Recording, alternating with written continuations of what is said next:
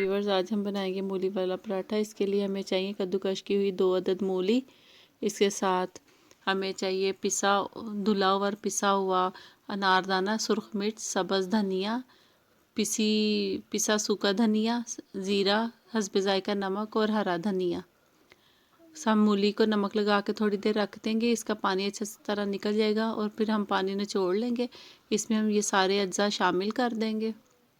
शामिल करने के बाद हम इसको अच्छी तरह से मिक्स कर लेंगे। अनारदाने से इसका बहुत अच्छा जायका आएगा और सूखा धनिया डालने से भी इसका बहुत अच्छा जायका आएगा। अमूमन लोग ये दोनों अज्जा शामिल नहीं करते। फिर हम 2 पेड़े ले लेंगे दरमियाने साइज़ को, उसको किनारों से और अंदर अच्छी तरह से घी लगा लेंगे। दोनों पे अच्छी तरह से घी लगाने के बाद हम इसमें इसका बैटर डाल देंगे। अच्छे से सारा बैटर डाल के दूसरी परत हम इसके ऊपर रख देंगे।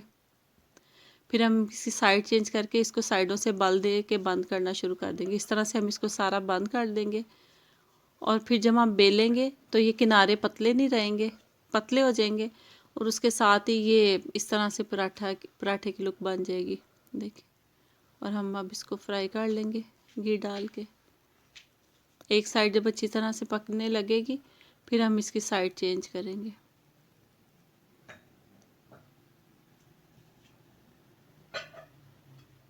ये ऊपर से हमने थोड़ा सा घी डाल दिया है, इससे भी आपका पराठा क्रिस्पी बनता है। जब आप कच्चे आटे के ऊपर घी डालते हैं तो फिर हम इसकी साइड चेंज कर ली है। अब दूसरी साइड पे भी घी लगाएंगे और ऑयल की निस्बत घी में पराठे ज़्यादा अच्छे बनते हैं, क्रिस्पी होते हैं। ये लीजिए, हमारा पराठा तैयार हो गया।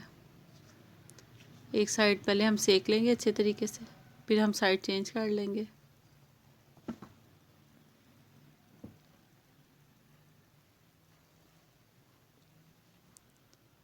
ऑलमोस्ट हमारा पराठा तैयार हो गया।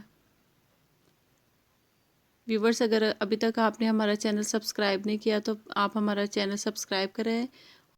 व्यूवर्स, हम आपको ये पराठा अंदर से चेक करवाते हैं कि किस तरह क्रिस्पी है और इसके मसाले सारे इसमें अच्छे तरह से मिक्स हुए हैं।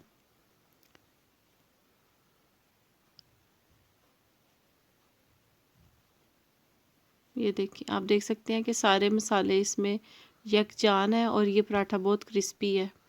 इसको ज़रूर ट्राई कीजिएगा और हमें कमेंट बॉक्स में बताइएगा कि आपको ये रेसिपी कैसी लगी है। मज़ीद रेसिपीज़ देखने के लिए हमारा चैनल सब्सक्राइब करें। मिलते हैं अगली वीडियो में। अल्लाह हाफिज़।